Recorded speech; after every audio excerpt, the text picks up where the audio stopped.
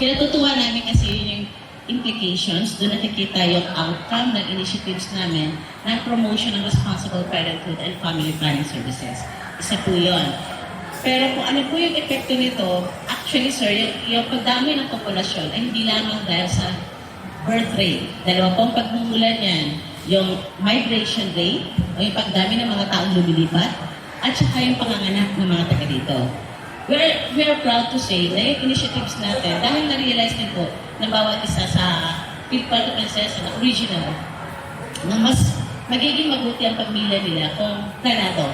Hindi namin pinakontrol yung panganganak, kundi gusto lang po sana namin silang tulungan na bawat pamilya na maging planado yung kanilang pagpanganganak. Ibig sabihin, kung may birth spacing, depende sa kanilang kakayahan na buhayin at palakihin ng maayos yung kanilang mga anak. At yun po yung sa birth rate. Yun naman po in migration ang hindi namin kayang kontrolin. Kasi it's the option of everyone na lumipat ng ibang lugar. At doon po lumalaki ang populasyon ng Puerto Princesa.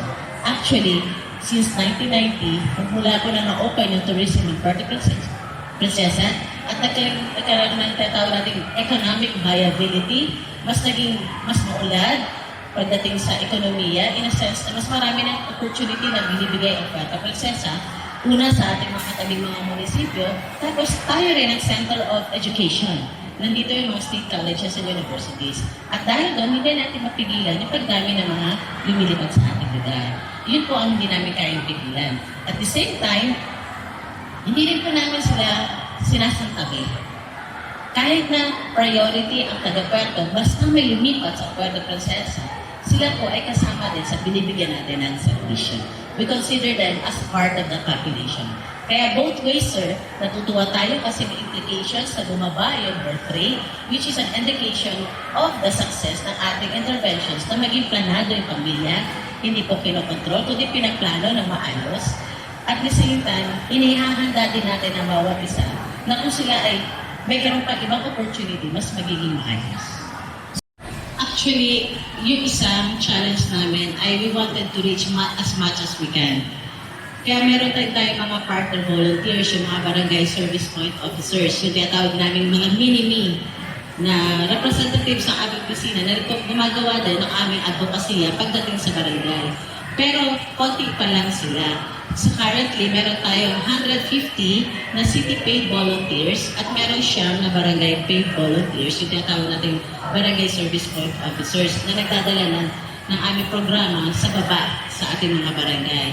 Pero sa tingin namin, kulang pa siya. Especially, ang gusto sana namin maabot ay yung mga IP communities.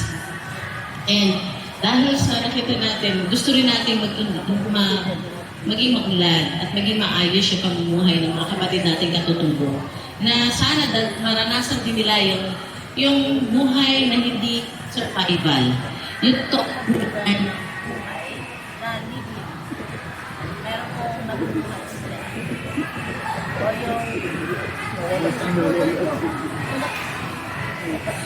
yung pamumuhay na nararamdaman din nila, yung katulad ng nararanasan natin, na hindi lang siya, kasi kung makikita nyo, majority of them ay nabubuhay sa araw-araw lang. Sabi, pag sila naganap buhay ngayon, bukas meron sila nakakainin. Kaya sila yung priority call, kaya nag-propose ako actually ma'am, ng additional na 10 BSPO intended for the IP communities ng ating lungsod. At sila talaga yung gusto namin tutukan. Kasi kukunti na lang sila, tapos kung hindi pa natin sila ingatan ng buhay, makapawala sila sa history ng Puerto Princesa. And they are part of our legacy. Ang ating lungsod na dalawa lang kasi ang ating legitimate na mga IP community, which is yung Tagbanwa at saka yung mga bata. Habang kumukonti sila, baka mabura sila sa history, hindi na malaman na meron pala na nag-insist na mga ganitong community. Kaya gusto namin talaga sila tulungan na magkaroon ng development sa kanilang mga lugar. Una, dahil nandito po sa Puerto Princesa ang mga birthing facilities. Kasi po sa report ay place of occurrence or place of incidents, both death and birth, kaya po mas marami sa urban. Pero kung titingnan niyo po sir, place of origin, kung saan sila galing, majority of them nanggaling sa rural or galing ng ibang munisipyo. Kaya po, yun din ang isang nakaka-apekto sa report ng birth kasi yung mga nanggagaling sa munisipyo with complicated cases, dito nire-refer sa ating mga level 2 hospitals. Kaya dito rin po na-report ang kanilang panganganak.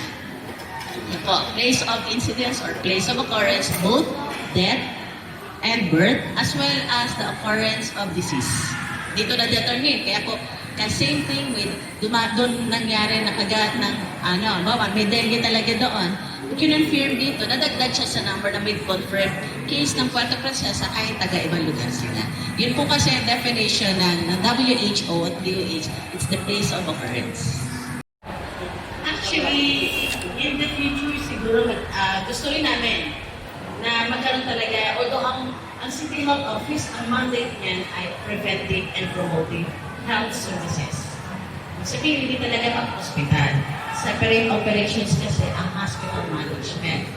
Pero hindi namin pinipigilan na magkaroon ng option ng city government na magtayo ng sariling hospital. Considering na kahit nandito sa atin, papansin nyo naman, nandito sa atin yung 4 na malalaking hospital, and yet, overflowing pa rin sa pasyente. Bakit? Isang factor, hindi kasi nila na-access yung primary care services. Halimbawa, yung mga simpleng sakit na ulo o pagsusukat pagkatay, tinatakbo agad sa ospital. Na kung tutuusin, kung stable ang ating primary care services facilities, doon pala nagagamot na madedecongest na yung ating mga hospital. Pero hindi pa rin natin maalis. Yung 4 na South Hospital na to caters 23 municipalities and HUC. Sabi nga ng OMP, 70% na kinikater nilang pasyente ay taga-Puerto. Therefore, isa din yun sa consideration na kinakailangan ng city government mag-establish talaga ng hospital. However, gaya na sinabi ko kanina, madali ko tayo ng building. Mahirap mag-maintain. Kinakailangan kasi pag-aralan siya mabuti how it can sustain its own na hindi siya kakain or mauubos kasi pag may sakit na isa, yung in-expect mong gastusan na 10,000, baka madoble mag-hindi. Na kung ilalaanan lang ng city government ng pag-isahan, baka mas dumoble siya. Kaya nga, kung tatapatan siya ng hospital, magtatayo tayo ng hospital, kailangan talaga, sir, na mas masusing pag-aaral.